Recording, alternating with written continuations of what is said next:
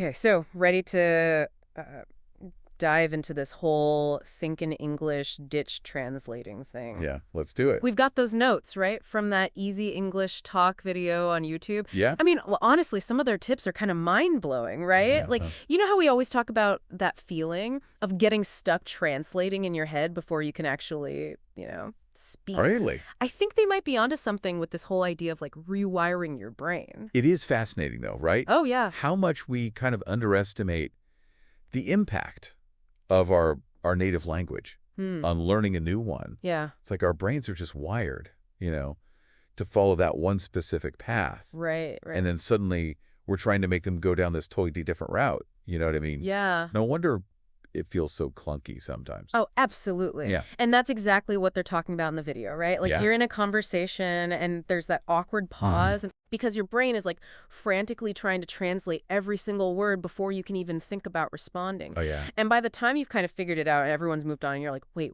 what just happened?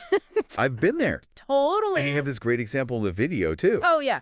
They compare, like, how we say, I'm 25 years old in English. Okay. Versus how it might directly translate, like word for word from another language, right? Yeah. So it ends up being something like, I have 25 years. Right. I bet you've encountered that kind of thing before. All the time. Where it just sounds a little It's just, yeah. off. It makes you realize how much we're relying on those old thought patterns, instead of building new ones specifically for English brain. Sure, yeah. It's almost like we're trying to like fit square blocks into round holes. Totally. It's not going to work. Not at work. So just memorizing vocabulary and grammar, that's not enough, right? No, absolutely not. We need to train our brains to actually think and react. Yeah, in English, almost Yes. like, building that muscle memory for the language. Okay, so it's more like learning to play an instrument or a sport. Exactly. It takes practice, right? It does. And it becomes more intuitive over time. More natural, yeah. I like that analogy. Yep. But how do we actually like make that shift from translating to thinking?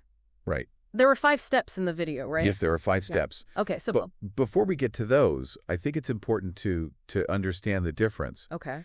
between, like, passive learning and active learning. Okay. You know how we can spend hours and hours watching movies Oh, yeah. or listening to music in English, but then we still struggle to actually speak it. Right. That's because we're just absorbing it passively, Okay. or we're not really actively using it. So it's like the difference between reading about how to swim Yes, versus actually getting in the water. exactly. Like you might know all the theory, but until you actually do it, you won't really learn. Exactly. It's a great way to put it. So I'm curious, how much time do you actually spend actively using English versus just passively absorbing it? That's a really good question. Yeah. And honestly, it's something we should all be asking ourselves. Mm-hmm. The video really emphasizes that active use, speaking, writing, and even thinking in English. Right. That's what actually rewires our brains. Okay, so let's get into those 5 steps then. Yeah, let's do it. I'm all about that actionable advice. Me too. This seems perfect. So the first step, if I remember correctly, Yeah. is to start small, right? Mm. Instead of trying to translate like whole sentences, Right. you focus on individual words and phrases. Like if you see a cat, you think cat, Yes. not the word for cat in your native language. Exactly. You're building those direct connections, right? Yeah. In your mind. Word by word. Word by word, image by image. Image by image, yes. This is where the whole thinking in pictures thing comes in, Yes. which we'll talk about more later. But it's like we're laying the foundation, right, for a house. Yes. Start with the individual bricks. You don't start with the wall. Not the prefabricated walls. Right. Okay, got it. Yeah. And then step 2, I have to admit, this one made me laugh a little bit. Okay. Talking to yourself in English throughout the day. Yes. I mean, I talk to myself sometimes. Of course he doesn't. But in English, that feels like a whole other level. I know. It sounds a little strange. Yeah. But think of it like, you're creating your own personal Okay. English immersion environment. Right. You're constantly surrounding yourself with the language, Mm-hmm. even if you're not talking to other people. Okay. Describe what you're doing. Okay. Think through your to-do list. Mm-hmm. Even, have little arguments with yourself. Right. All in English, of course. So it's like giving your brain this constant workout. Yes. Right. Exactly. Right. Like a mental gym. And the best part is like you don't have to worry about making mistakes Right. or feeling judged. Nobody's listening. Just you, right? Just you. And your inner monologue, Mhm. just getting comfortable. Yeah. Getting comfortable with it. I'm willing to try it, but maybe with headphones on? So people don't think I'm crazy. Yeah, exactly. Okay, step 3. Okay. This is where things get really interesting. Oh, I like Oh, interesting. no, right? Lay it on me. Using images Okay. instead of native language only. Okay, so this is a technique that's really resonated with me Yeah, in my own language learning. absolutely. And the video gives the example of an apple, right? Yeah. So instead of translating the word apple into your native language, Yeah. you just pick your, juicy red apple Sure. in your mind. In your mind. So you're completely bypassing that whole translation step. You're skipping it Yeah. completely. And connecting the English word directly to the image. Directly to the image, yes. I see, I see. And this is actually how native speakers think. Really? They don't translate, Wow. They just associate words with images, ideas, emotions. So we're basically trying to rewire our brains to, function more like a native speaker's brain. Exactly. That's the goal. That's so cool. I'm starting to see how this all connects. Yes, it all comes together. All right, so what's next? All right, so step 4 is all about harnessing the power of listening and repeating. Okay, so this is where all those hours of Netflix and podcasts Finally pay off. right? Exactly. But it's not just passive listening anymore. This is Yeah. active listening. Active listening. You're focused, you're paying attention, you're pausing, you're repeating. It's like shadowing a master chef, right? Yeah, exactly. You're watching their techniques, mimicking their movements, and then gradually developing your own skills. You're training your ear to recognize the patterns Patterns, yeah. and your mouth to actually produce those English sounds naturally. Naturally, yeah. I like it. Okay, so they specifically recommend the pause and repeat method, Yes. right? Where you listen to a sentence, Okay. you pause the audio, Right. and then you repeat it out loud. Gotcha. Focusing on, your pronunciation, your intonation. It sounds simple enough, but I can see how it would be really effective for Yeah. internalizing all those little nuances, Absolutely. of spoken English. And then there's the next level up, right? Shadowing. Shadowing. Okay. You basically listen to a conversation, and then you speak along with it. At the same time. At the same time. Wow. Mimicking their pace, their rhythm, I everything. remember when I first tried shadowing. Oh, yeah.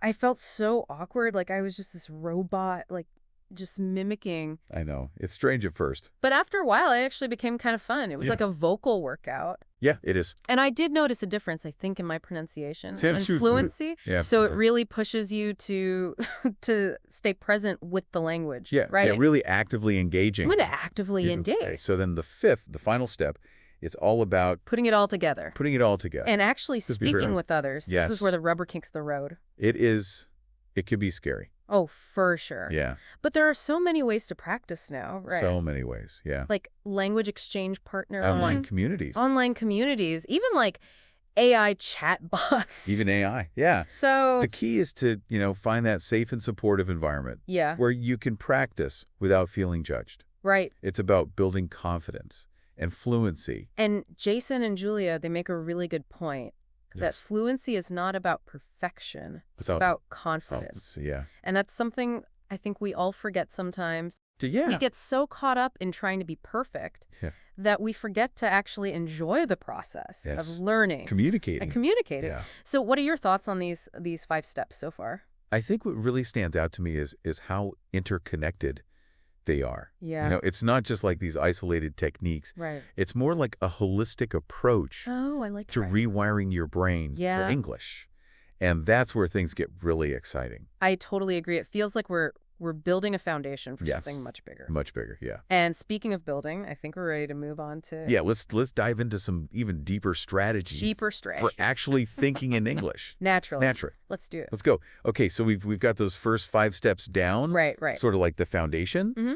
But where does it all lead? Yeah, that's the big question, right? Like, what's the ultimate goal here? The Easy English Talk folks, they talk about reaching this point Yeah. where you're actually thinking in English naturally. Yes. Almost effortlessly. Effortlessly, yeah. That sounds amazing, It does. but also kind of intimidating, right? Yeah, it can feel that way. Like how do we even begin to shift our entire thought process into a new language? Right, it's a big shift. Is that even possible? It is possible, but it definitely takes effort. Okay. You have to consciously rewire those neural pathways. Right. But the video does have some really interesting techniques Oh, good. for making it happen. Okay. One that I find really interesting is using English Okay. for just your everyday thoughts. So instead of making my mental to-do list Yeah. in my native language, Right. I'd think, okay, first I need to pick up the dry cleaning. Yes. Then I'll grab some groceries and maybe squeeze in a workout later. All in English. All in English. It sounds a little weird. I know. It might feel a little forced at first, Yeah. but the more you do it, Mm-hmm. the more natural it becomes. Right. It's like building a muscle. Right. You know, the more you use it, the stronger it gets. But what about those times when you're dealing with more complex thoughts, Mm-hmm. or emotions? I Yeah. mean, is it realistic to expect ourselves to think in English Yeah. for everything? That's a really good question. Yeah. And that's where the idea of gradually expanding your English brain comes in. English brain, I like that. Yeah. So start with the simple stuff. Yeah, everyday thoughts, activities, Mm-hmm. and then as you get comfortable, Yeah. you can start to challenge yourself a little bit more Okay. with more complex topics. So the video also talks about this idea of labeling your surroundings Yes. in English. Labeling your surroundings, yes. So instead of just seeing a chair, right? Mhm. I think chair, Chair in and Jason, English. yes. It's like creating these mental flashcards Exactly. for everything around For you. your whole world. And this actually ties back to that whole thinking in pictures idea Yes. that we were talking about before. It does. It does. So instead of translating the word table, for example, Right. you just visualize a table in your mind Mhm. and directly associate that image with the English word. Exactly. You're skipping that translation step. I see. It's like you're building this mental dictionary Okay. that's based on visual associations Yeah. rather than translation. So it makes it feel much more intuitive. It does way less like this constant translation exercise. Yeah. I like that. And then there's the whole idea of having an inner monologue in English, Oh, okay. which might sound a little crazy. It's a little bit, yeah. but it can be so effective. Okay, what do you mean by that? Like narrating your life in English. Oh, okay. As if you're like the star of your own personal documentary. So I'm walking to the kitchen. I'm feeling a bit hungry. Mhm. I think I'll make myself a sandwich. It's All in English. all in English, yes. It might be a little awkward at first. It might feel a little strange. Yeah. But it really forces you Okay. to engage with the language Mm-hmm. on a much deeper level. Deeper level. Okay. You're not just thinking about individual words Right. or phrases. You're constructing whole sentences. You're expressing your thought in the more nuanced way. It's like practicing speaking Yes. without actually speaking out loud. Exactly. So who knows? Maybe it'll even make those boring daily tasks a Mhm. little more entertaining. It could, yeah. All right. What else? What else do they have? So I think one of the most powerful techniques Okay. for truly thinking in English is to think in pictures, Oh, not okay. translated words. We touched on this a little bit earlier. Yeah, we do. But it's worth emphasizing. It is. It's so emotional. So we're basically trying to bypass that translation step completely Yeah. and just go straight from the concept to the English word. Directly to the word, yeah. So instead of thinking dog, right, Mm-hmm. and then translating it into English, I Yeah. would just picture a dog in my mind Yes. and instantly think dog. Dog. Exactly. This is really how native speakers think, isn't it? It is. It is. It's amazing, how much we take for granted I know. as native speakers. It's fascinating. We don't even realize all those complex mental processes that are Mhm. happening Yeah. all the Behind- time. Behind the scenes. behind the scenes. Yeah. It's incredible. And speaking of taking things for granted, Okay. I think one of the biggest mistakes that language learners make mm-hmm. is getting too hung up on perfection. Oh yeah, for sure. Jason and Julia actually have a great tip Okay. for overcoming this. Okay, I'm listening. They say speak first, fix later. Oh, I love that. Right? Yeah, It's so easy to get stuck in our heads, totally. worrying about making mistakes or sounding silly. Mm-hmm. Mm-hmm. But this approach really encourages us to just go for it. Yeah. To focus on communication Yeah. rather than flawless grammar. In the beginning, it's more important to get your message across than Yes. to worry about every little detail. Exactly. It's like learning to ride a bike, right? Yes. You're gonna fall a few times, Yeah. but then eventually you'll find your balance and start pedaling with ease. Yeah, the important thing is to keep practicing Mm-hmm. and not be afraid to make those mistakes Along the way. along the way. Yeah. Speaking of practice, Jason and Julia also emphasize the importance of active listening. Yes. Yes, they do. We talked about techniques like pause and repeat Right. and shadowing, Right. but it's worth reiterating. It is. How crucial those are For important. for training your ear and your brain Yes. to process English naturally. Naturally, yeah. It's like we're building a bridge, between the sounds that we hear Right. and the thoughts that we form in English. Yes, yes. And the more we listen and repeat, the stronger that bridge becomes. It does. It does. And the more familiar we become with the rhythms and patterns of spoken English, Right. the easier it'll be to think Yeah. those same rhythms and patterns. Absolutely. And as you get more comfortable with the sounds of English, you'll naturally start to internalize them Okay. and use them in your own thinking. I like that. It's like learning to dance, Oh, yeah. You start by mimicking the steps. Right. But eventually you develop your own style and flow. Your own style. Okay, Yeah. I'm starting to get really excited about this whole thinking in English thing. I know, it's pretty cool. It feels like we're breaking down this huge, seemingly impossible goal Right. into manageable steps and techniques. Exactly. But there's one big obstacle that we haven't really talked about yet. What's that? Fear. Oh, yes, fear. Fear of making mistakes. Yeah. Fear of sounding thinny. Yeah. Fear of just not being good enough. Right. How do we deal with that?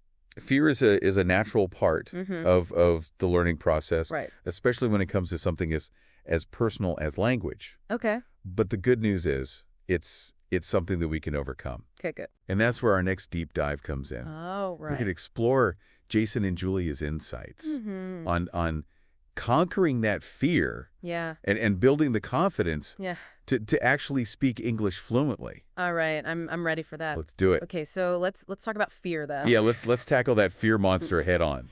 It's interesting because Jason and Julia, they don't shy away from it, right? No, not at all. They acknowledge that fear is a very real thing for language learners. Absolutely. They actually break it down, right, into different types of fear that we might experience. Yeah, they talk about the fear of making mistakes, right? Which I think is probably the most common one. Oh, for sure. It's that feeling of dread, right?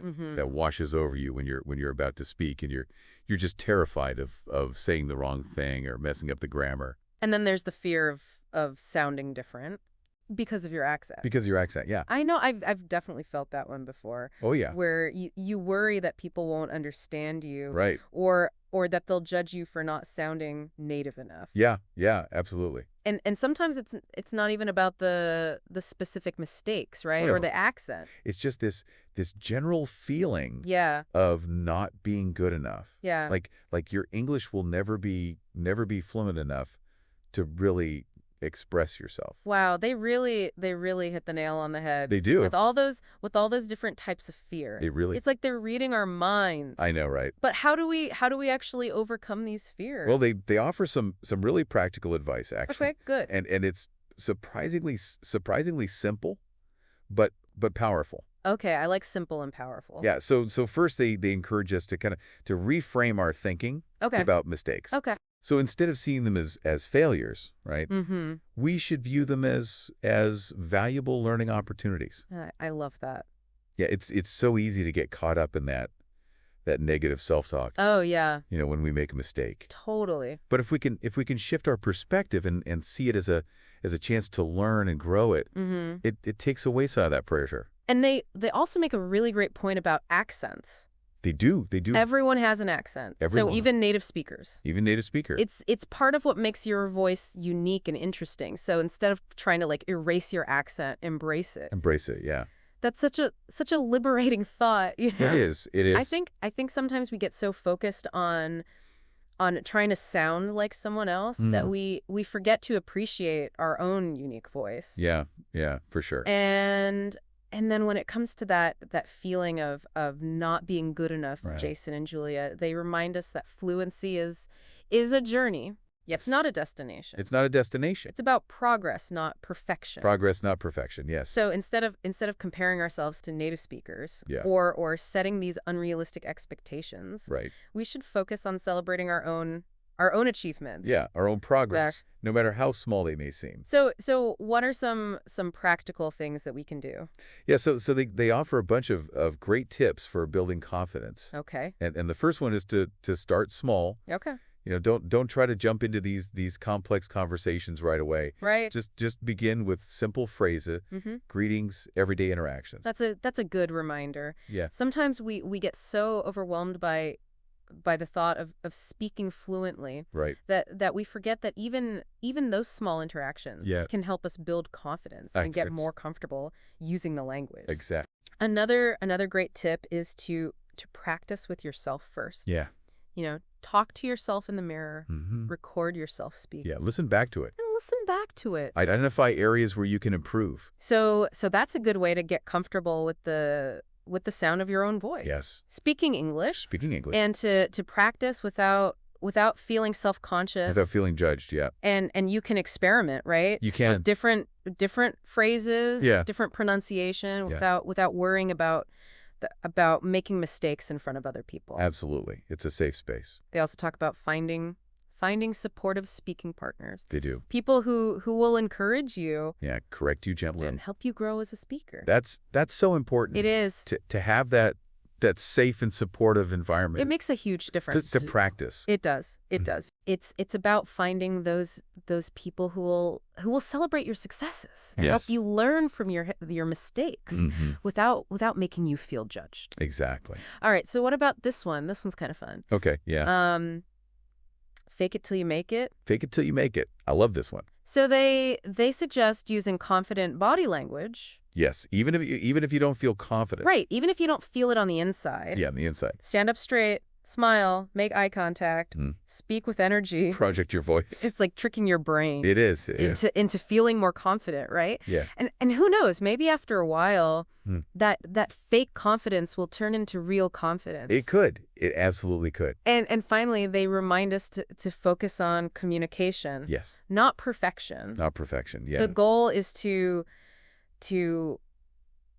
express yourself clearly and connect with others. Connect with others, yeah. Not to sound like a textbook. Yeah, it's not about being grammatically perfect all the time. It's about shifting your mindset, right? It is. From I need to speak perfectly to I want to share my thoughts and ideas. Exactly. It's a subtle shift. It is. But it's a powerful one. It can make a huge difference. Wow, we covered a lot of ground today. From ditching translation to rewiring our brains for English and conquering our fears. Conquering our fears, it's been quite a journey. It really has. Yeah. It's amazing how much practical wisdom I know, right? Jason and Julia pack into that one video. It's incredible. It's like a roadmap. It is. For anyone who wants to unlock true English fluency. I love that. And they make it feel achievable. They do. They break down these seemingly daunting concepts into bite-sized steps and techniques. Yeah, into manageable chunks. That anyone can use. Anyone can use, exactly. So as we wrap up this deep dive, yes, what resonated with you the most? That's a good question. What are you excited to try out in your own language learning journey? Well, I think. And remember, you don't have to do everything at once. No. Start with one small step. Yeah. Whether it's talking to yourself in English for 5 minutes a day, or trying out that pause and repeat technique with your favorite podcast. Yeah, every little bit counts. Every little bit counts. Every little bit. And most importantly, have fun with it. Yes, have fun. Learning a language should be an enjoyable adventure. It should be. Not a chore. Not at all. So keep experimenting, keep practicing, and keep that English brain growing. Absolutely. Yeah. Thank you for